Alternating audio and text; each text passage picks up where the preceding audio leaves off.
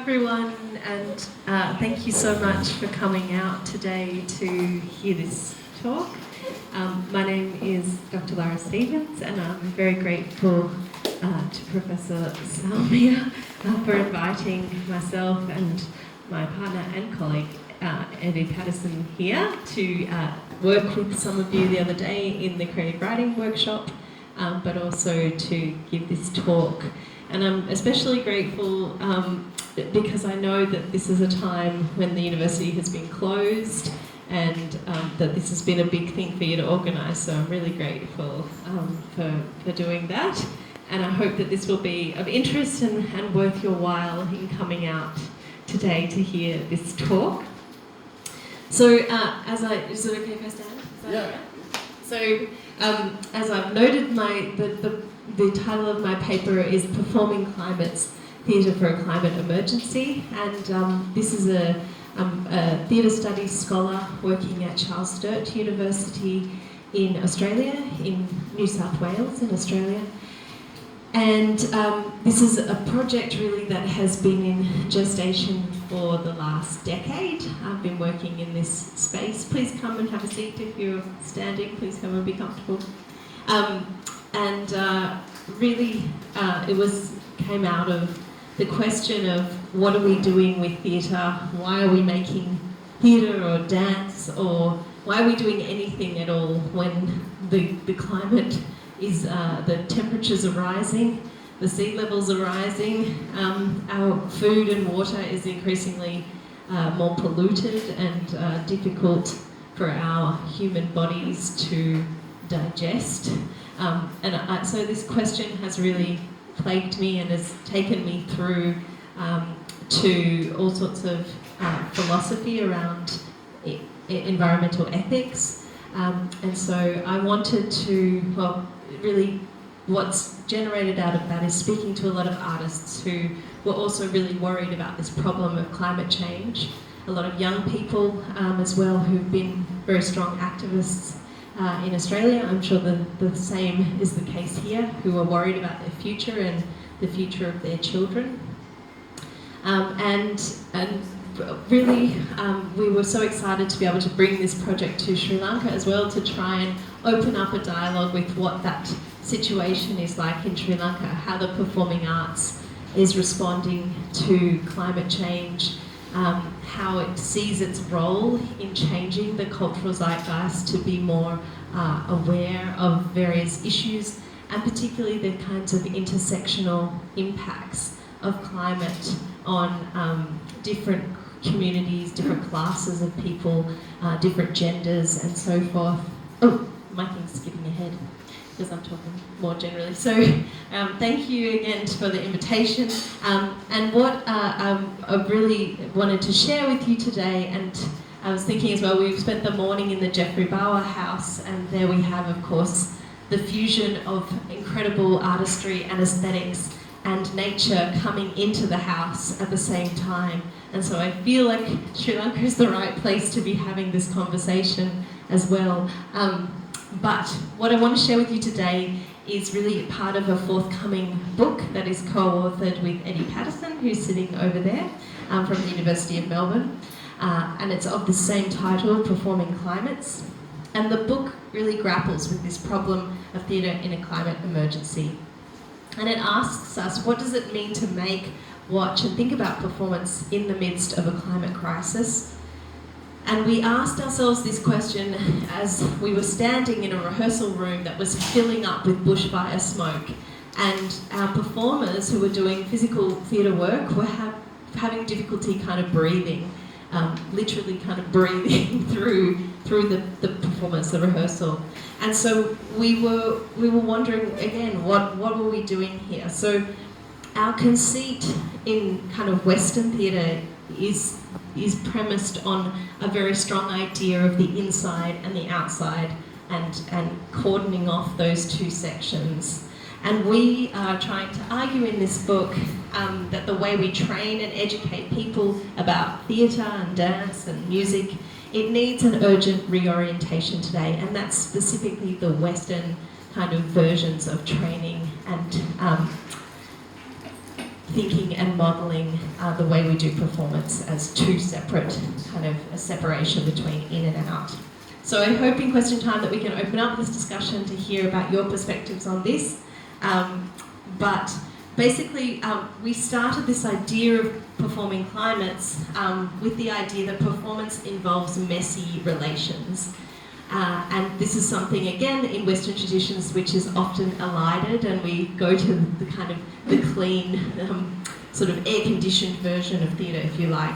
But we were interested in messy relations, relations between people in different places, histories, backgrounds, relations between human and more than human entities, relations between built environments and natural ones, relations between the past, the present climate emergency, and the future of our planet. So our book in general then argues that live performance, being a form that is composed usually of living and dead skin cells and sonic vibrations and movements of air and matter, composition and decomposition, is what we are describing as a uniquely compostable art form. So compost becomes our central focus in the book, as you see here, not as a metaphor, but materially. We want to think about how performance composts in a literal sense. Considering performing climates in an age of crisis requires us to re-envisage performance in and of decay. Please come and sit. That's all good. Take a seat. In and out of atmospheres, and in and outside of human scale and human perception.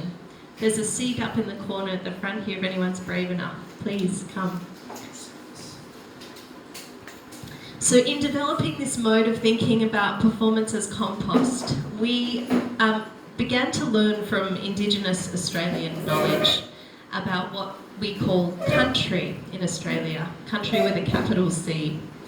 And this is an Indigenous term, and we are not Indigenous scholars or Indigenous people, but it encompasses what settlers call land, usually, and captures the reciprocal relations between First Nations people and their places, and the animacy of those places, the interrelations between ancestors and living bodies, and their sacred significances. And here you can see a diagram that came from our colleague Angie Abdillah, Angie actually worked with us on one of the chapters in the book. Angie is a First Nations person from Australia who works in cybernetics and algorithms and bringing Indigenous protocols into that world. But what she's drawn here is to show hierarchies of relations, and I use this with my students a lot because I find it really helpful and clear and sort of simple diagram to understand the way that the West puts the human at the pinnacle and the way in which Indigenous relations just see the kind of cyclical, varied web of kind of relations between things, people, animals, non-living matter, and so forth. So Anne McGrath and Laura Rademacher write about country in the introduction to the Every When, which is a book that brings together First Nations knowledge. And I just wanted to share this quote with you because I think it gives an understanding of what this definition of country really means and its complexity. And I can only touch on a kind of very superficial version of it. But they say the land is the theatre of storytelling and itself the storyteller. It provides proof containing relics of the deep past, and it activates a living history. Words spoken or sung and dances reenacted in that landscape really matter, for there is an iterative relationship among the place, the past generations, and ancestral being. Country enhances the Indigenous sense of continuity. Land remains a creative, animating force, generating people, animals, and geographies, end quote.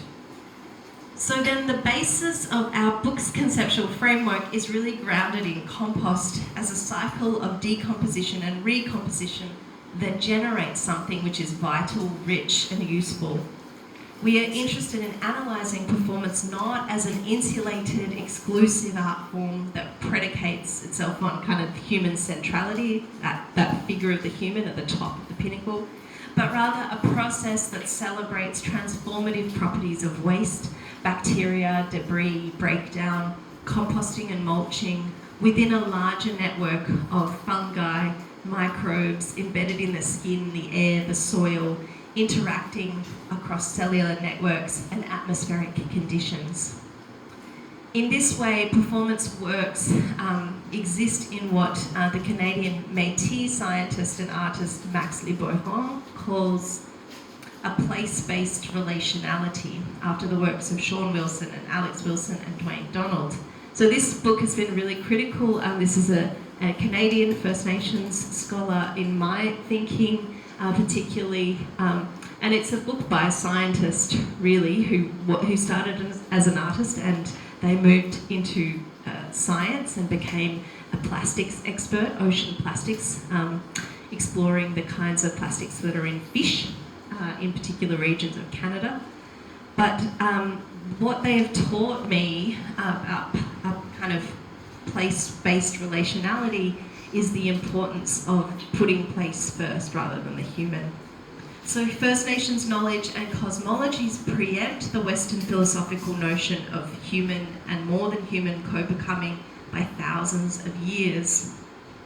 For many Indigenous artists, performance makers, philosophers, the idea of animation in this book is old news. So we're really writing this book to critique Western notions of performance making.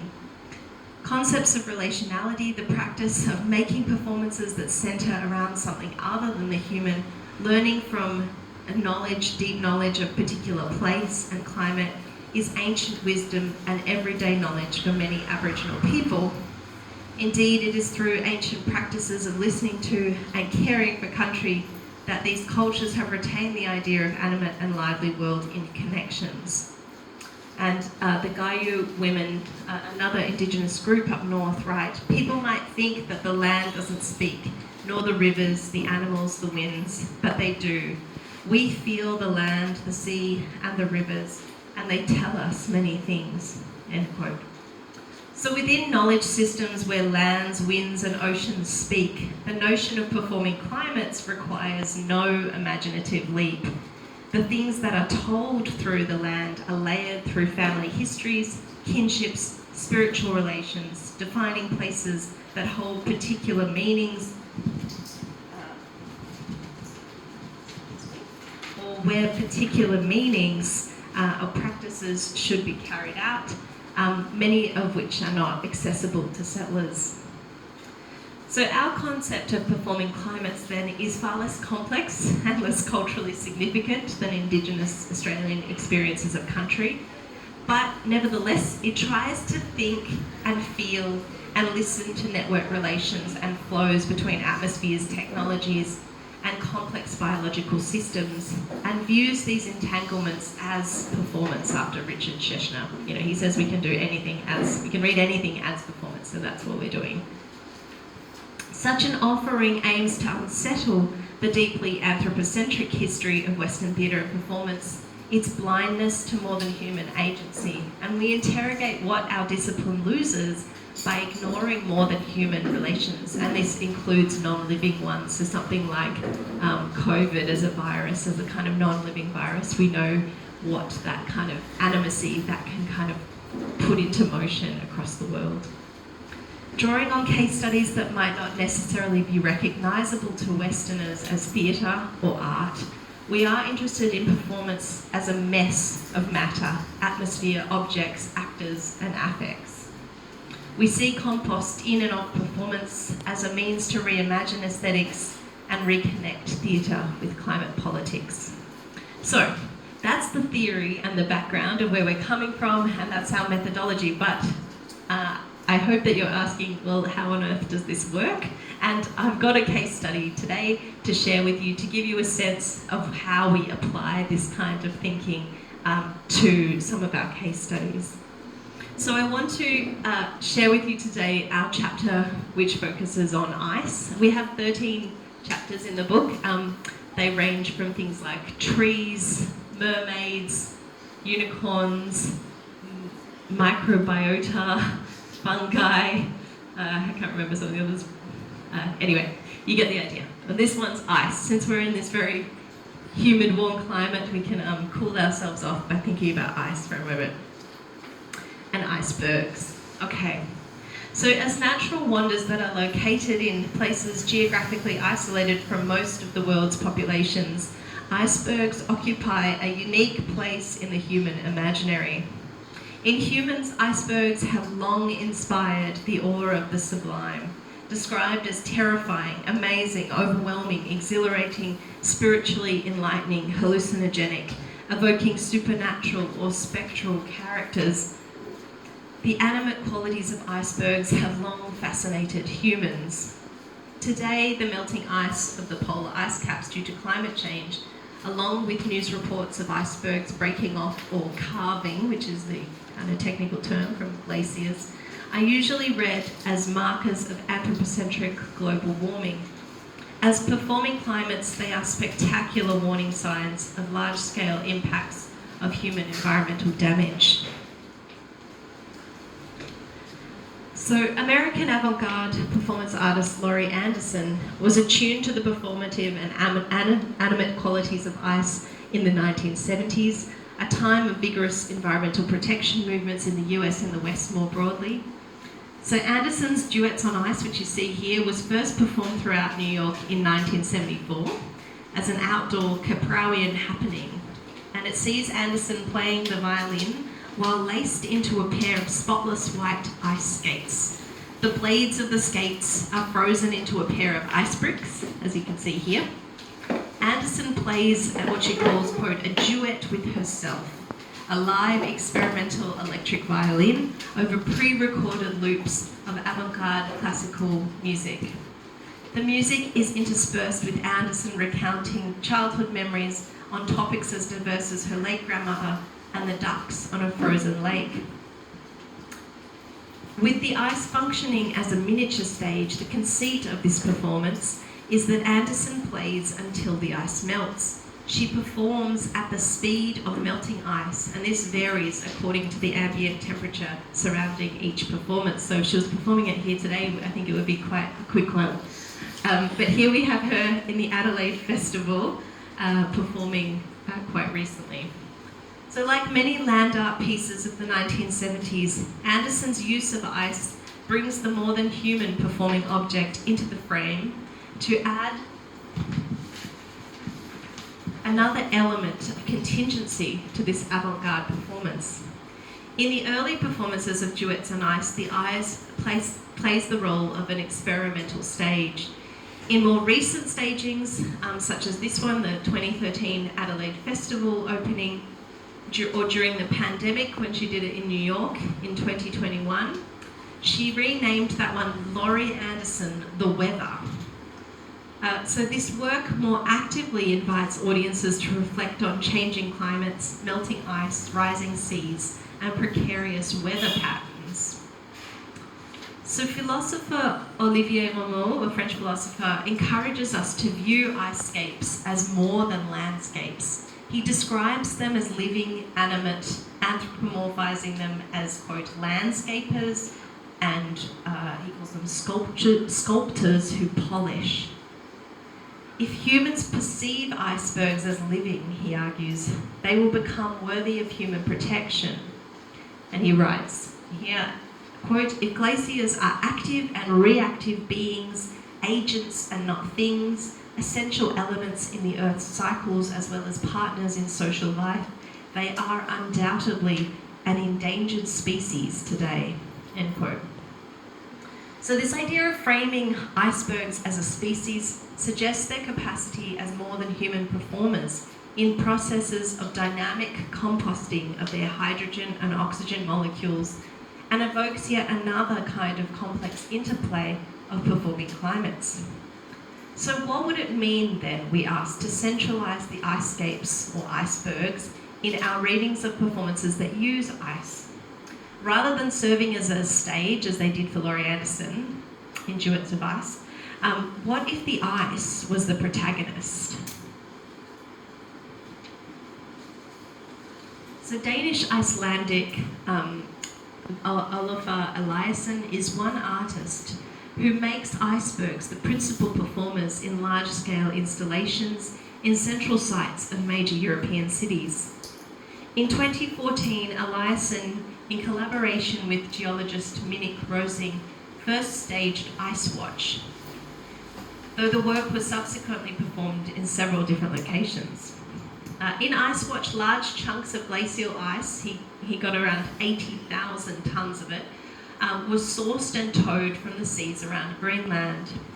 They were then transported onto land and trucked into city centres where they were displayed as 12 sculptures positioned in a clock formation, so you can get a sense of that from that image. In 2015, they were placed at the Place du Panthéon, a busy Parisian roundabout in the city centre where cars, buses and bikes skirted the edges of the concrete stage. The icebergs were living, breathing sculptures that changed with time, melting and altering shape in front of spectators who were free to move around and between them and physically interact with the sculptures. The documentation of Ice Watch shows the spectators not only observing the ice, and you can see this here, but engaging with it in intimate ways, embracing it, kissing it, pressing their ear to it, fingering its smooth, wet edges and craters. Some even danced in slow motion beside it. And you can Google this if you want to see the dancing people beside the ice. Eliasson notes that he created the work in order to materialise the problem of what is ordinarily happening out of sight and mind on a warming planet. And he notes, quote, "It's so abstract, it's so far away, Greenland, it's literally out of our body and it's in our brain, and I wanted simply to change that narrative of climate from our brain to emotionalise it into our bodies," end quote. The embodied experience of climate change, particularly the cold ice in contact with the spectator's bare skin, offers a contrasting experience to the data-driven scientific reporting on climate change. Instead, it offers a somatic experience of atmospherics, we might say a performing climates, that connects humans to their mess, to emotionalise the experience of a slowly changing world in Eliasson's invented verb there. I quite like that verb, that he wants to emotionalise. I think that's probably what a lot of us try to do as artists. Eliasson wants Ice Watch to be more than a tactile experience for spectators. He wants people to have an oral and olfactory experience with the artwork, to hear the cracking of the ice that releases bubbles that have frozen within it for millennia. And he notes, 10,000 years ago, there was 30% less carbon dioxide in the atmosphere, so the smell of the ice blocks should be the smell of the air from 10,000 years ago, end quote. Does this holistically embodied engagement with deep time help the human and its relatively short blip on geological history come into perspective for spectators? The title Ice Watch centralises the human act of watching sculptures that change before spectators' eyes, an experience that literalises Homo's idea of icebergs as what he calls an open-air art gallery of master sculptors and sculptures. In video documentations of the work, viewers appeared to show respect, even sublime reverence, as they attempted to listen and commune with these chunks of iceberg. However, the work displaces the ice from its natural habitat and offers the public a very safe, palatable and digestible encounter with it. In Ice Watch, spectators can only view part of the cycle of ice transformation, but its deep time atmospherics are a starting point for remembering or warding off our amnesia a little longer. These are ancient sculptures whose formation likely predates the arrival of humans on the planet. The opportunity then to watch these ancient treasures disappearing before our eyes and beneath our touch might potentially be a humbling experience. The first staging of Ice Watch at City Hall Square in Copenhagen in 2014 coincided with the publication of the UN IPCC's 5th assessment report on climate change. The second installation in Paris coincided with the 2015 UN Climate Conference COP21 and it was restaged to coincide with the meeting of world leaders at COP24 in Katowice in Poland. By positioning the icebergs in Icewatch in major Western cultural centres and cities, such as outside Bloomberg's European headquarters in London and in front of the Tate Modern, their radical displacement was marked and jarring for spectators. Yet some years before Elyson's high-profile public installations, ice was used in a performance by a Tongan-Australian artist, Latai Tamopeo, who was an artist delegate for the UN Climate Conference COP13 in 2007, which was held in Bali. So at this COP, negotiations were particularly focused on Australia's responsibility to its regional countries in the Pacific Ocean. Australia and other Western nations have made major contributions to global warming, as well as inflicting a destructive colonial presence on many Pacific islands. These colonial occupations have been driven by capitalist extractive interests, in particular the mining of minerals to such an extreme degree that it's depleted some of these islands to the point of being uninhabitable. And we actually, some of our colleagues at the University of Melbourne have parents who were the first climate refugees from the Pacific Islands because their island had been, due to rising tides really, of some of these very low-lying islands. By contrast, the Pacific Islands, which constitute 12 countries and thousands of islands of varying sizes, they're increasingly impacted by rising sea levels, and their inhabitants have made little to no contribution to climate change.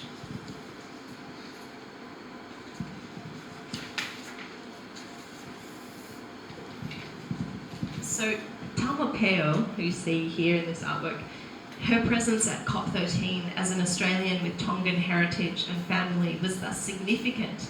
As a witness, an artist responded to these discussions and negotiations. She found herself frustrated by the incumbent Australian government's anemic response to a growing crisis. And she commented, quote, "I was really annoyed at how Australia couldn't take responsibility for the demise of its neighbouring countries as a result of climate change and global warming," end quote. So in response, she created this work, Island Exile, a work in which human ice relations are vastly different to those of Icewatch. In this first performance of Island Exile in 2012, Tamopeo hangs tethered by ropes from a metal structure for 2 days. Her suspended body, over her suspended body, a 2-ton block of ice melts and drips onto her and the ground below. Tamopeo wears an orange high-vis wetsuit and wetsuit boots. She is suspended by white ropes that encircle her ankles, chest and neck. She resembles a tangled puppet, prisoner or fish. Tamopeo was bound to the ice both literally and figuratively, referencing islander cultures that are deeply connected to oceans for food, travel between communities and spirituality. As the ice water drips onto Tamapeo's restrained body throughout this durational work, she visibly and audibly expresses pain and discomfort. The slow drip on the brown-skinned body recalls media reports of extensive use of waterboarding torture on suspected terrorists by the CIA during the Iraq War, which was contextual kind of with the timing of this. And as the ice shrinks above her, a puddle of water gradually expands on the floor beneath her. Mirroring the privilege of the political leaders whose failed negotiations catalysed the work from COP, Tamopeo first performed Island Exile in the harbourside setting of Circular Quay, a major tourist destination in Sydney. The framing of Tamapeo's vulnerable islander body, caught like a fish in a net, was contrasted with the wealth and luxury surrounding its local and tourist spectators. Like Icewatch, Island Exile materialises and offers spectators proximity to ice as a metonym for the melting ice caps. But her Tongan body sharpens the work's critique. This is not a straightforward criticism of anthropocentrism, not an abstracted disappearing of an important natural phenomenon or phenomena and its ecosystems caused by humans. Instead, it spotlights the impact of rising sea levels on particular vulnerable communities, particularly those living in the low-lying Pacific Islands. By extrapolation, the performance points the finger at those settler colonial groups that have led industrialisation and extractive practices, which are now the cause of rising sea levels and its social impacts. Like Taumopea's body, the performing ice blocks in Island Exile are firmly ensnared in shipping ropes, but as they melt, they elide the constraints in a way that the human body cannot. The ropes in the ice suggest human attempts to master and control the movement of fresh water, but its shape-shifting capacity refuses to yield to human demands. The plasticity of the 2-ton ice block is, in Rameau's terms, spectral. It haunts Taumopea's suffering body. The dual appearance of the ice and her body tethered together enhances the idea of ice as an animate and endangered species. In Island Exile, we bear witness to colonial environmental mismanagement, exploitation and greed, and its multiple endangerments: changing oceans, lost fresh water, Antarctic habitats, Pacific Islander lives, and culture.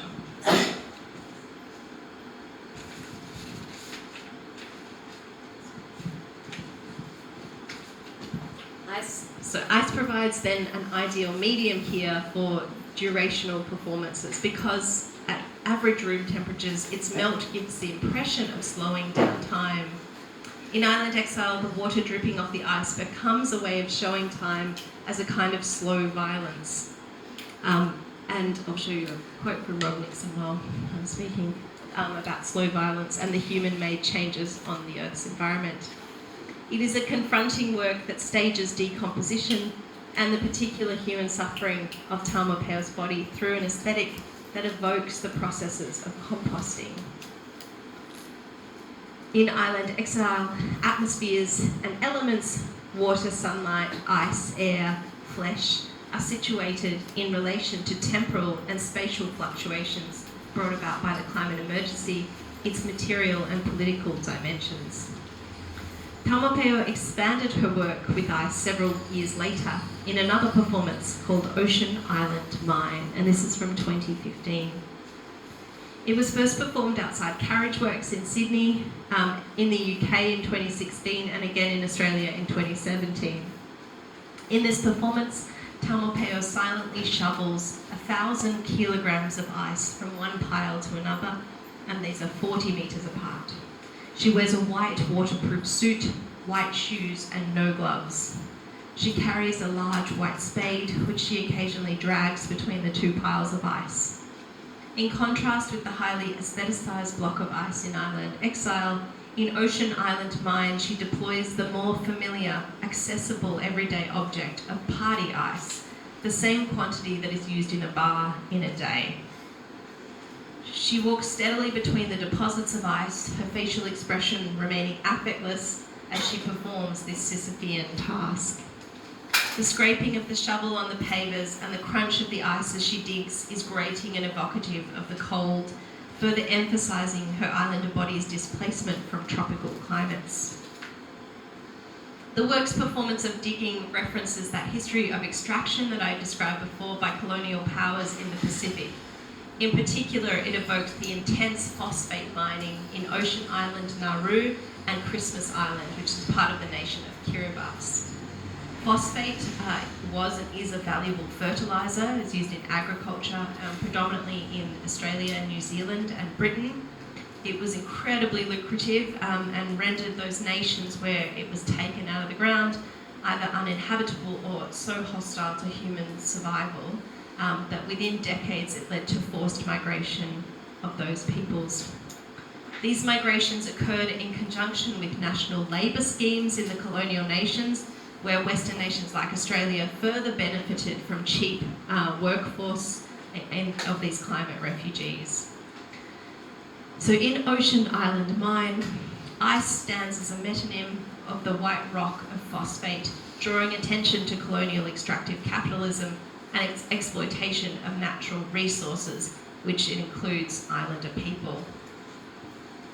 Taumopeo's body-based performances and deployment of ice as a more than human actor encapsulate the interconnections of multiple crises. They reveal the intersections of racialised and gendered violence, as well as the threat of extinction to ancient cultures that cannot be separated from discussions of habitable land, access to food and potable water.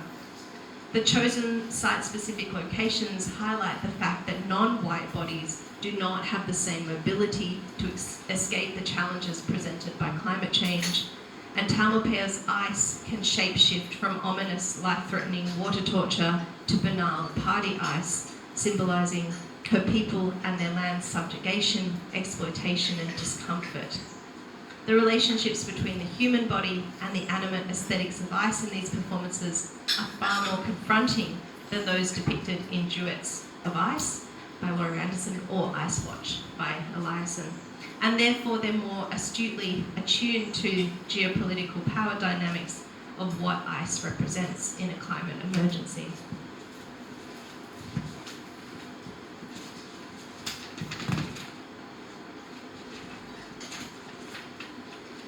So I guess I want to finish up by simply saying that today, in the hands of artists like Tai, Taumopeo, the deployment of a kind of animate living object like ice in these performances reveals a more radical relationality.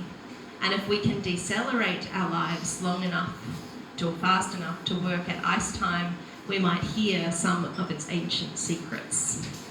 Now I'm going to leave it there and throw it open to you. Thank you.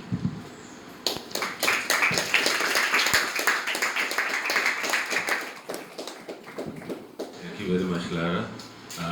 As Lara mentioned earlier, the co-author and professor in creative arts, creative writing, Professor Eddie Paterson is here with us. Actually, I would like to invite you to be here, to come to this seat, and the audience members can share their thoughts and maybe ask some questions from both scholars, and we can continue our Q&A session for another maybe half an hour or so.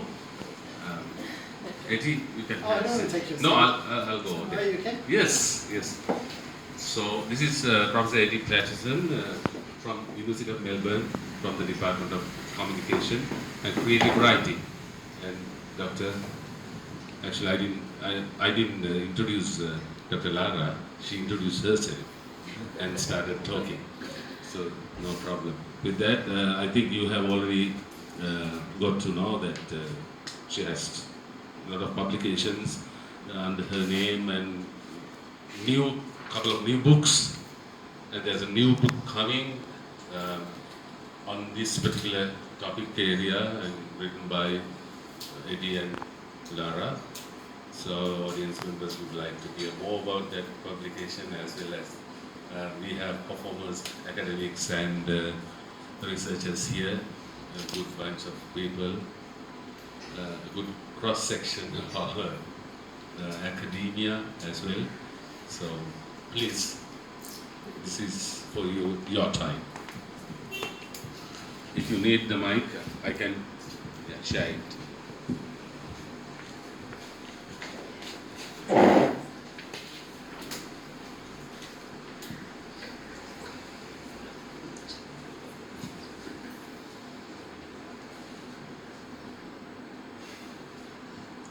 Shall I go? Yes. If no one else is. Thank you very much for that very fascinating talk and the study, and I look forward to reading the book. I was just, when you were talking about the installations at the COP conferences, what has happened there. You yourself noted how an installation like Ocean Island Mine or a performance like that is different to Ice Watch, etc. So it seemed, at least from the pictures that you showed, these are always contained spaces that performers are given at these major big conferences, and whether there was anything that was more towards rupture and guerrilla theatre, and that really got people going, because I think there are a lot of us in the audience who work on things like gender violence, and it's always those contained spaces that are given. So just to talk a bit about that site specificity and the performance in relation to the macro global discussions taking place. Thank you. Yeah, that's what I was going to say. Thank you, that's such a great question, and I absolutely agree that that artists are given that very, cordoned off space, right, where it's permissible to, to be critical, but we'll keep you in your corner over there. But we also work with a group called the Guardian Angels, and they were a COP 15, the Paris COP, and it was the time of Charlie Hebdo, and they weren't, so one of the things, so I wish I could show an image, but they basically do non-violent, usually silent protests, but they dress as angels and they have these big wings that they wear, and they have often, they use it as a strategy to not be combative with police, but they often are in very disruptive places, and they use kind of this, non-violent but guerrilla kind of tactics nonetheless, and it's very awkward. We work a lot with the angels, and they've told us many stories how the police can't arrest them because it's a really bad look for the media to be pulling an angel into the car, right? Like there's something even among these secular groups of people who feel really awkward about that. And often they're also older women, sometimes younger women too, and they do have a whole spectrum. There are men involved, but they're mostly older women as well, sometimes, retirement age. We also have a group called the Knitting Nanas Against Gas, but that's another story. One of the things with the Charlie Hebdo was that everyone in Paris was very worried about terrorist kind of weapons being concealed, and they had put these huge wings, they'd flown them all the way from Australia to Paris in surfboard cases. So they were carrying around these surfboard cases on the trains, but people were really nervous. But when they went to the streets of Paris and they were in sort of places where they weren't supposed to be, and they did these kind of vigils as the angels, people in Paris were again coming up to them and hugging them, thinking that they were there for the terrorist things, rather than being there for COP, where they're actually, they're environmental activists. But again, the police were just never know quite how to deal with them, and they're also very bulky because they don't really fit in cars to arrest them and things like that. So they are certainly a group that does guerrilla tactics. But also the Knitting Nanas Against Gas is another group that's been really successful in Australia. Again, it's open to all ages, but it's mostly these old ladies who knit, but they're incredibly disruptive, and they do it in front of kind of sites like coal power stations and outside politicians' offices, and they won't move for days. And they make cups of tea for the politicians that they're kind of angry with, and try to talk them round. But they've been really successful in their kind of non-violent protests as well.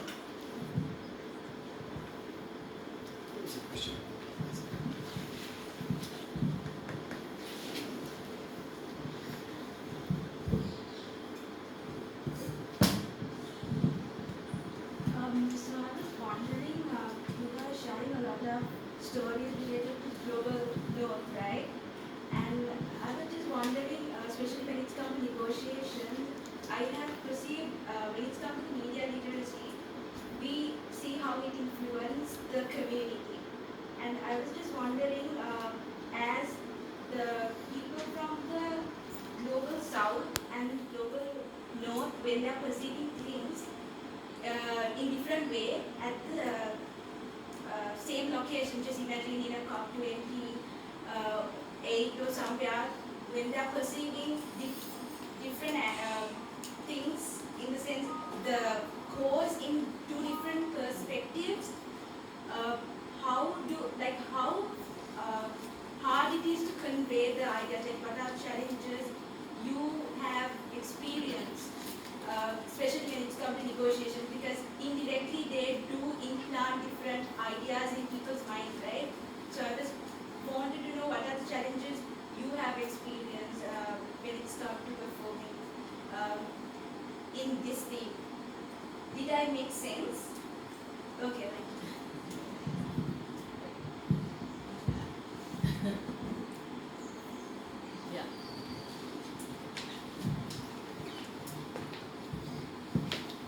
Thank you so much for the question, and I think it's a really interesting one because it's talking about perception and the reading of performances and events, and how I think lived experience can kind of be the basis for a different type of perception, different types of reading.